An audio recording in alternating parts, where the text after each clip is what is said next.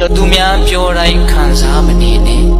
ခံစားနေရင်ကိုယ်မှာဒေါသဖြစ်တဲ့အချိန်ကုန်တယ်ဘာအကျိုးမှမရှိ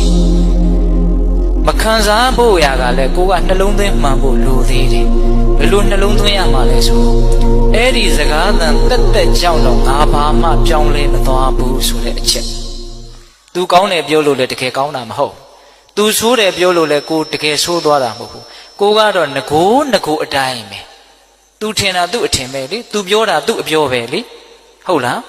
တချို့ဓာကိုသဘောမပေါက်တော့